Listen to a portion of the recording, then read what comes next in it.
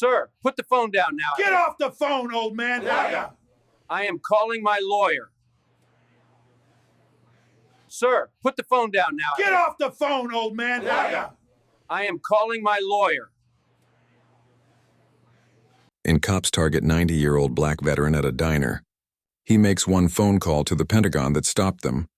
The story unfolds like a cinematic drama of injustice and redemption. An ordinary morning in a quiet diner spirals into chaos when racist cops harass Jamal, a young black man, until Henry Carter, a 90-year-old war veteran, intervenes only to become their next target. As the officers mock, threaten, and attempt to humiliate him, Henry silently endures before making one fateful phone call that summons Pentagon agents, shocking everyone. The tension escalates as his decorated past is revealed, and the diner witnesses the weight of truth pressing against systemic abuse. Betrayal and silence of the bystanders are exposed until justice arrives and the officers are stripped of their badges in front of all. Yet Henry reminds them that real justice lives not in two men falling, but in refusing silence, passing the torch to Jamal, and leaving behind a legacy that forces every witness and every reader to ask, "When your moment comes, will you stand?" The morning sunlight filtered through the blinds of Mel's diner, casting golden stripes across the floor. The smell of bacon and coffee hung heavy in the air, and the usual hum of chatter filled the room. At the corner booth sat Henry Carter, a 90-year-old black veteran, his hand steady as he stirred sugar into his coffee. His back was straight, his eyes sharp, his uniform cap folded neatly beside him. People knew him, at least they knew of him. Some nodded respectfully when he walked in. Others averted their gaze, pretending not to notice the man who had lived longer than most of them had been alive. Henry said little. He came every Tuesday and Friday, ordered eggs over easy, and sat in silence, watching life move around him. "Morning, Colonel," said Jamal, the young waiter, sliding him his plate. Henry smiled faintly. "Morning, son. Appreciate it." The diner's bell jingled. Two uniformed officers walked in, boots heavy, voices louder than necessary. The chatter dimmed. "Coffee?" "Plaque," one said to the waitress without making eye contact. His nameplate read Officer Daniels. His partner, Officer Crowley, scanned the room like he owned it. Crowley's gaze landed on Henry. He smirked. Well, look what we got here." Daniels followed his line of sight. "Morning, sir," he said, tone insincere. "Enjoying your day?" Henry didn't look up. He cut into his eggs. "Every day's a gift." Crowley leaned on the counter, eyes fixed on him. "Funny gift sitting here alone. You waiting for someone, or just taking up space?" Jamal stiffened. "He's a regular. Paid customer." Crowley ignored him. "ID, old man." "Let's see it." Henry set his fork down, finally meeting their gaze. His voice was calm, steady. "Did I break a law?" Daniels chuckled. "We're just asking a question." "Seems more like an interrogation," Henry replied. The diner grew quieter. A mother hushed her child. Two old men at the counter sipped their coffee without looking over. The silence was thick, complicit. Crowley's smirk widened. "Don't get smart. We've had reports of loitering. Folks making people uncomfortable." Henry's eyebrow lifted. "At a diner? Eating breakfast?" Jamal muttered. "This is ridiculous." "Quiet," Daniel snapped. "Unless you want us asking you for ID too." Henry folded his napkin, his movements deliberate. "I've seen this before. Different uniforms, different years, same eyes." "Always the same eyes," Daniels frowned. "What's that supposed to mean?" Henry didn't answer. He picked up his coffee, sipping slowly, letting the silence press back against them. Crowley leaned closer, his voice low, venomous. "You think you're better than everyone here? You think because you wear that cap you can talk down to us?" Henry set the cup down gently. His tone was barely above a whisper, but it carried across the room. "That cap means I bled for a country that still looks at me like I don't belong. And now I sit here eating eggs while two young men with guns pretend they've earned the right to question me." The words landed heavy. No one moved. Daniel straightened, trying to shake off the sting. "Just routine, sir. Don't take it personal." Henry's eyes locked onto his. "Son, at 90 years old, everything is personal." The officers exchanged a look. The tension didn't break. It thickened, promising more to come. And the diner, once warm and ordinary, had turned into a stage where history itself was repeating. The diner air had shifted. Every sound seemed sharper, every silence heavier. The clink of a spoon against porcelain made people flinch. Officer Crowley tapped the counter with his knuckle, the steady rhythm meant to irritate. "So, Colonel," he said mockingly, "you carry any proof of who you are? Or should we just assume?" Henry cut into his toast without looking up. "At my age, son, I don't waste time proving myself to strangers." Daniels smirked. "That's convenient. Trouble is, around here you prove yourself to us." Jamal stepped closer, voice shaking with controlled anger. "He doesn't need to prove anything. He comes here every week. Everybody knows Mr. Carter." Crowley snapped his head toward Jamal. "Watch your mouth, or we'll be asking about your papers next." The room froze. Jamal's fists clenched, but his lips pressed shut. Henry exhaled, slow and steady. "I fought in places you boys can't even pronounce. I've already proved myself to this country 10 times over." "If that's not enough," Daniels cut in, "don't give us speeches. We asked for ID." Henry's voice dropped lower, but it carried further. "And I asked if I'd broken a law." The two officers exchanged a glance. The authority in Henry's voice, even at 90, unsettled them. But arrogance was armor, and they wore it proudly. Crowley sneered. "What are you hiding? Old man like you hanging around. Maybe you don't even live here. Maybe you're drifting. Folks call that vagrancy." Henry chuckled dryly. "Drifting? I've lived on this land longer than you've been alive." Daniels leaned in. "Then show the proof. Or maybe we walk you outside and sort this out at the station." A gasp ran through the diner. A woman at the back whispered, "He's 90 years old." Crowley turned, glaring. "You say something, ma'am?" The woman shook her head quickly, looking down at her plate. Henry's hand trembled slightly, not from fear but from restrained fury. He lifted his cane, resting it upright beside him. "You wear a badge," he said, voice firm. "But don't mistake that for honor." Crowley barked a laugh. "Honor, you? Sitting here with your eggs and stories? Nobody cares what you did 50 years ago." Henry's jaw tightened. 70 years. The correction sliced through the air like a blade. Daniels shifted his weight, trying to diffuse with mock politeness. "Sir, if you just cooperate, this'll be easy." "Easy for who?" Henry asked. No one answered. The silence exposed everything. The officers weren't keeping peace. They were flexing power. And every witness knew it. But fear was stronger than justice in that room. Jamal's whisper broke the quiet. "This ain't right." Henry turned slightly toward him, eyes softening. "Son, it's never been right. That's the story of this country." Crowley slammed his hand on the table, making Henry's coffee spill. "Enough philosophy. Show ID or get out." Henry looked down at the coffee creeping across the table, soaking into his napkin. He let the silence stretch before answering. "You're asking the wrong man to bow." Daniels exhaled sharply, rubbing his temples. "Crowley, let's just move him along. He's wasting time." "No," Crowley snapped. "He thinks he's special. Let's show him he's not." The words stung the room like a whip. Henry's eyes closed briefly as if summoning patience from deep reserves. When he opened them, they were steady, unflinching. "Boys," he said slowly, "you have no idea who you're talking to." Crowley leaned down, sneering inches from Henry's face. "Enlighten us, Grandpa." Henry didn't blink.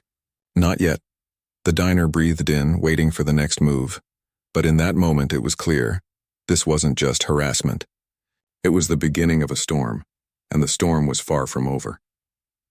The diner clock ticked louder than it should have, each second hammering the silence. Henry sat still, his hands resting lightly on his cane. His breath came slow, deliberate, like a soldier measuring distance before a strike. Crowley leaned back, smirking. "What's the matter? Cat got your tongue?" Henry's gaze drifted to the window, beyond the parking lot as if he were seeing something else entirely. His lips parted. "I remember," he began softly. Daniels frowned. "Remember what?" Henry's voice carried the weight of another time. "The Ardennes. The snow was red, boys. Young men fell screaming, and still we held the line. I was 19 then. Not much older than you." The room shifted. A couple of heads turned his way, eyes wide. Crowley rolled his eyes. "Oh, here we go. War stories." Henry's stare snapped back to him. "You call them stories. I call them names. Names etched into marble. Boys who never came home." Jamal whispered, almost reverently. You were there?" "World War II?" Henry nodded once. "The Bulge, Korea after that. Enemy fire didn't scare me half as much as the way my own country looked at me when I came back. Fought for freedom overseas, came home to whites-only signs. That's a wound deeper than shrapnel. Daniels shifted uneasily. We didn't ask for history class. Henry's voice sharpened. No, you asked for ID like I'm a stranger in my own land. Crowley snorted. And how do we know you're not lying? Anybody can buy a cap at a surplus store. Jamal's face twisted with anger. You can't talk to him like that. Crowley turned on him. Sit down, boy, before I find a reason to haul you in. Jamal froze, jaw clenched, but he said nothing more. Henry studied the officers, his tone quieter now. Do you know what betrayal feels like? Not the kind from an enemy. The kind from a neighbor, a flag you saluted, a country you bled for. His hand trembled slightly as he lifted his coffee. He set it back down untouched. I wore this uniform longer than you've been alive. But the truth? Men like you never saw me as a soldier. Just a color. Daniel swallowed hard. You don't know us. Henry's eyes narrowed. I know the look. Same look I saw when I came home in 45. Same look I saw when I couldn't sit at a lunch counter. Same look I saw when my brothers were beaten for wanting to vote. Don't tell me I don't know it. The diner air grew suffocating, heavy with history pressing against the present. Crowley broke the silence with a laugh, harsh and ugly. So what, you want a medal? You want us to bow down and kiss your boots because you played soldier 70 years ago? Henry's lips curved into the faintest smile. I don't want your bow. I want your respect. But I've lived long enough to know men like you don't give it. Crowley leaned closer, his voice a hiss. Because you don't deserve it. The words struck like a slap. Jamal flinched. A woman at the counter gasped softly. Henry didn't move. His voice, when it came, was quiet but unbreakable. I earned it. With every drop of blood, every brother buried, every scar that still aches when the rain falls. I earned it. Daniels looked away, jaw tightening. He muttered, Crowley, maybe we should... But Crowley cut him off, slamming his hand on the table again. No, I'm not letting some old man lecture me. Henry's cane tipped slightly, hitting the floor with a hollow clack. His eyes burned with a fire far younger than his body. You can shove me. You can mock me. But don't mistake me for weak. The diner was silent. Every soul caught between fear and awe. Crowley sneered. But his smirk didn't reach his eyes this time. And Henry, sitting straighter than men half his age, whispered words that chilled the room. History is standing right in front of you. And history doesn't forget. The tension was a live wire. No one in the diner breathed too loudly. No one dared move. Forks hovered midair. Coffee cooled untouched. The whole room waited for the next spark. Crowley was that spark. With a sudden motion, he shoved Henry's shoulder.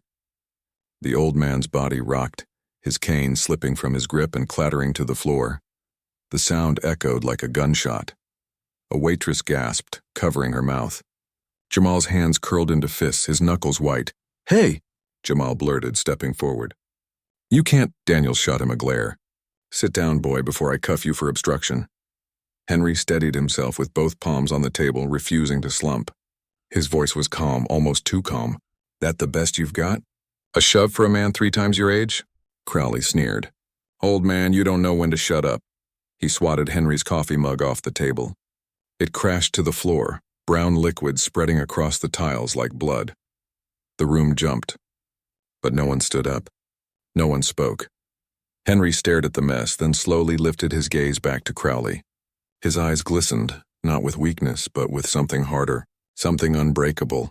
You think this makes you strong? Henry asked softly. Crowley leaned close, his breath hot, his tone mocking. It makes me the one in charge. That's what matters. Jamal couldn't hold back. Charge of what? Bullying a 90-year-old man? Daniels barked. Enough!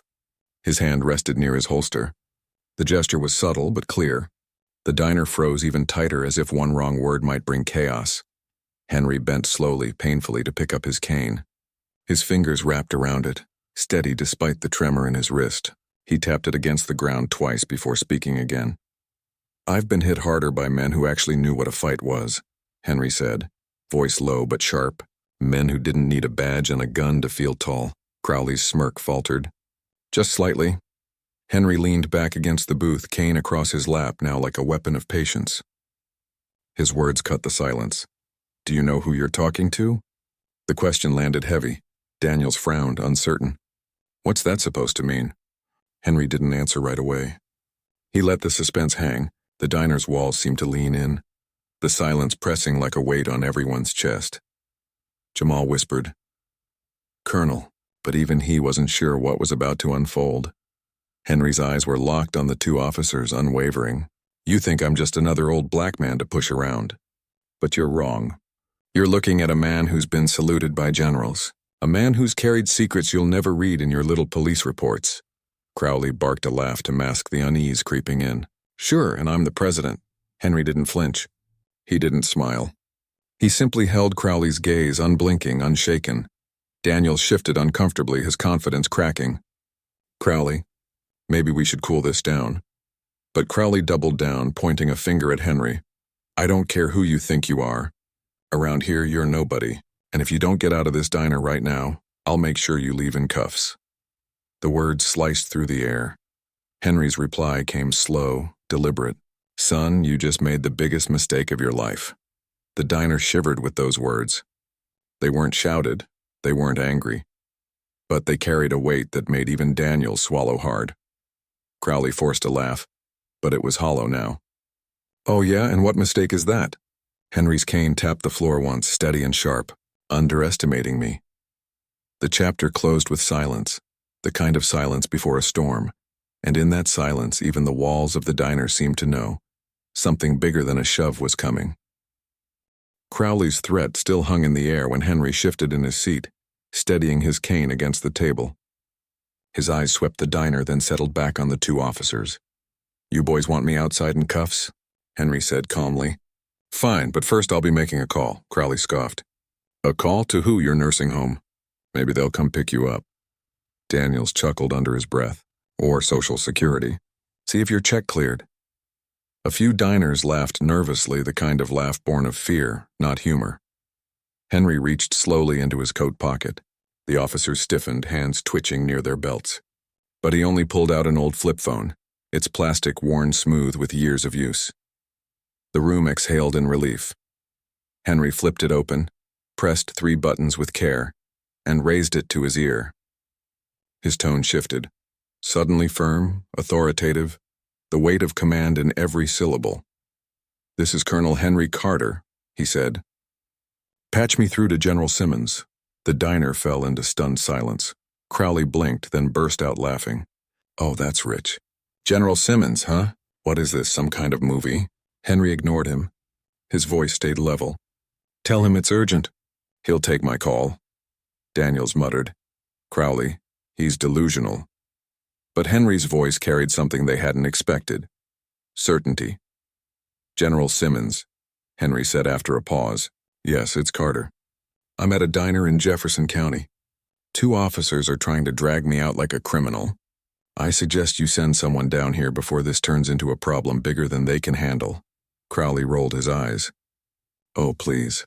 You really expect us to believe?" Henry held up one hand, silencing him without even looking. His eyes were closed now, his words deliberate. "Yes, General. I'll wait." He snapped the phone shut. The sound cracked like thunder. Every eye in the diner was on him. No one dared move. Crowley tried to laugh again, but his voice shook. "This is ridiculous. He's just bluffing." "Nobody's coming." Henry leaned back in the booth, cane across his lap like a sword sheathed but ready. "Boys," he said quietly, "when you've been saluted by presidents, you don't bluff." Daniel's brow furrowed. "Wait, presidents?" Henry didn't answer.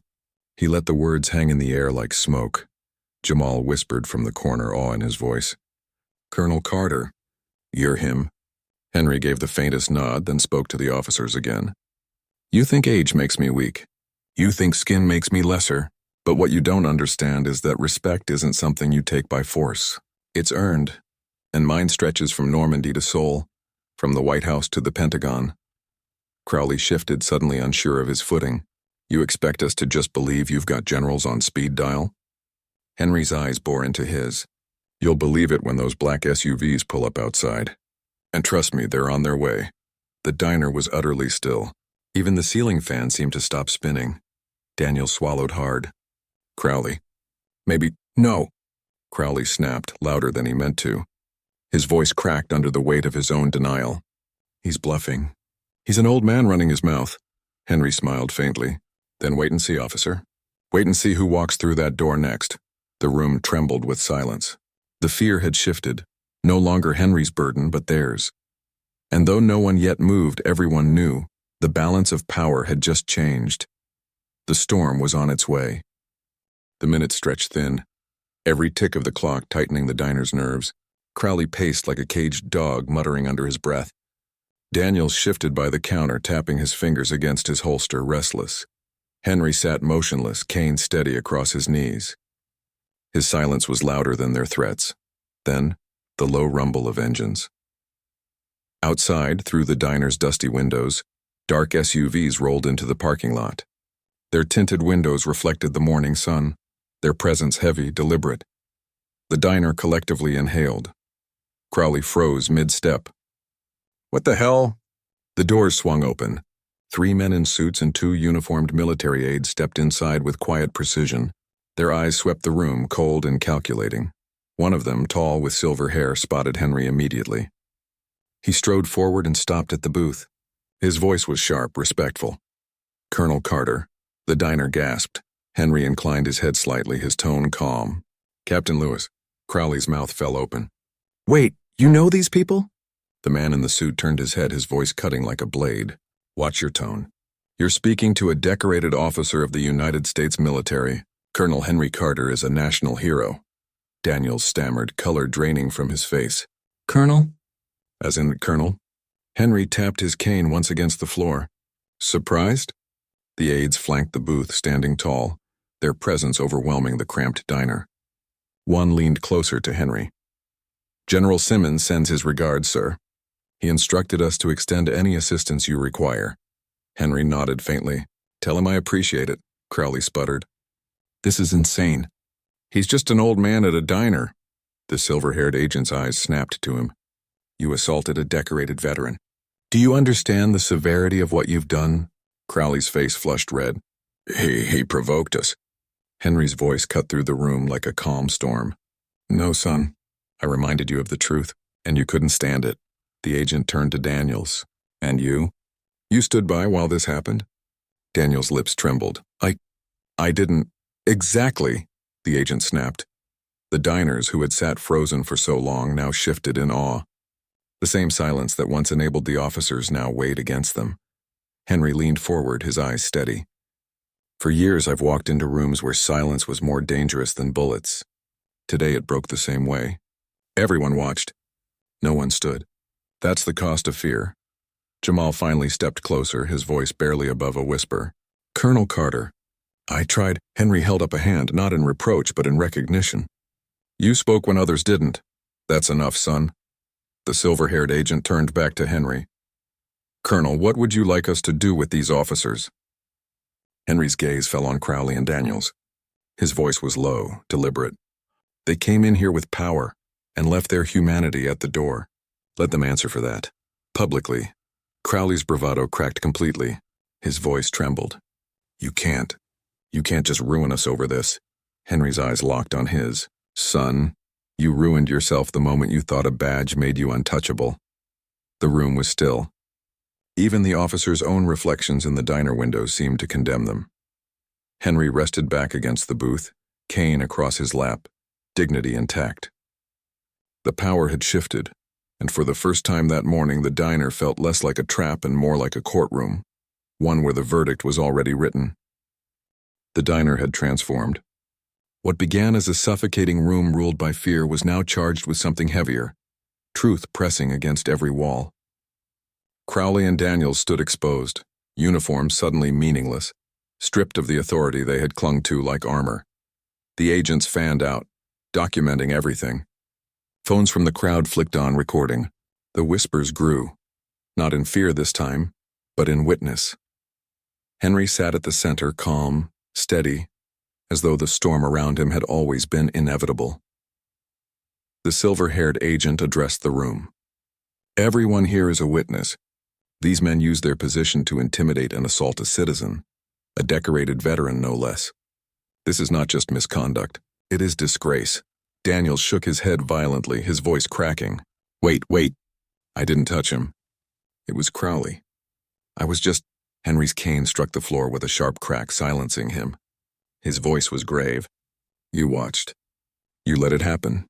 And silence. Silence always sides with the oppressor, the diners murmured. The truth in Henry's words settled like stone. Crowley's bravado collapsed into desperation. His face gleamed with sweat.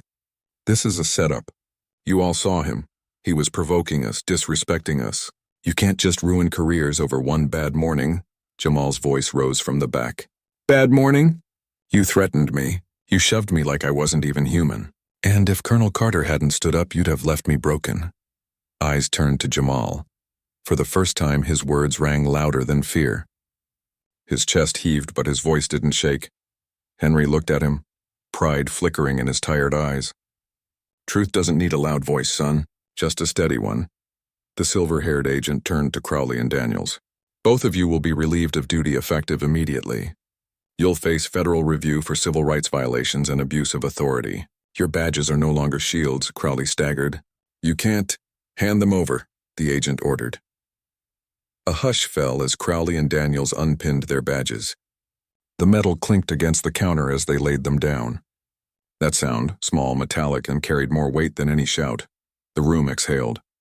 The tyrants of the morning had been stripped bare. But Henry wasn't finished. He leaned forward, his words deliberate. This is not just about two men.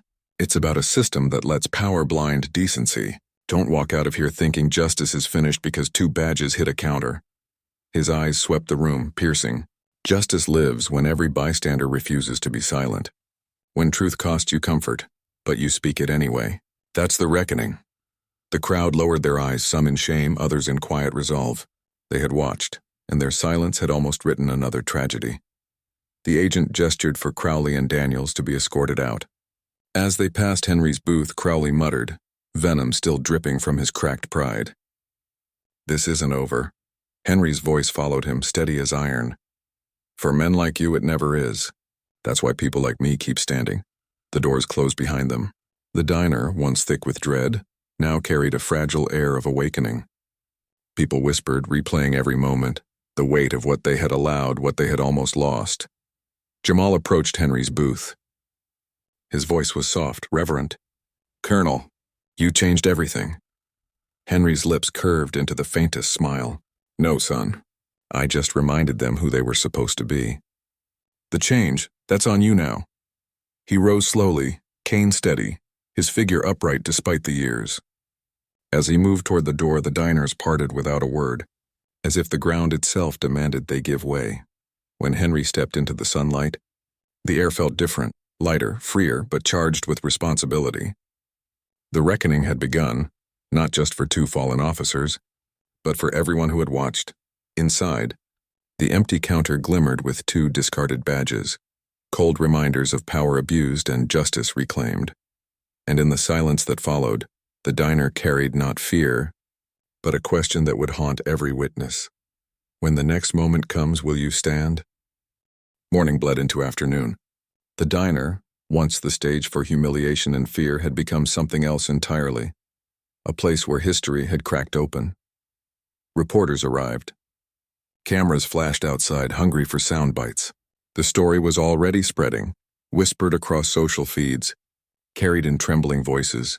Two cops stripped in a diner by the Pentagon, but inside, where the air was thick with what had just happened, Henry Carter sat quietly, sipping lukewarm coffee as though the world hadn't shifted on its axis. Jamal slid into the booth across from him. His hands were restless, tapping the table, searching for words. Finally, he whispered, I've never seen anything like that. You didn't just save me. You made them all see. Henry studied him, the nervous energy, the fire in his young eyes. You think this ends with me, son? Jamal frowned. Doesn't it? They lost their badges. Everyone saw it. Isn't that enough? Henry shook his head slowly. His cane leaned against the booth, a quiet symbol of battles long past. Badges fall, men fall. But systems are built to endure. They'll replace those two before the ink dries on their reports. Justice isn't in the fall. It's in what you build after. Jamal's throat tightened. So what do we do? Henry's gaze was steady, as though he were passing something sacred. You speak. You fight. You refuse silence. You carry it forward. Every generation either surrenders or stands. Which one will you be? The young man swallowed hard, nodding. His voice was low but sure. I'll stand.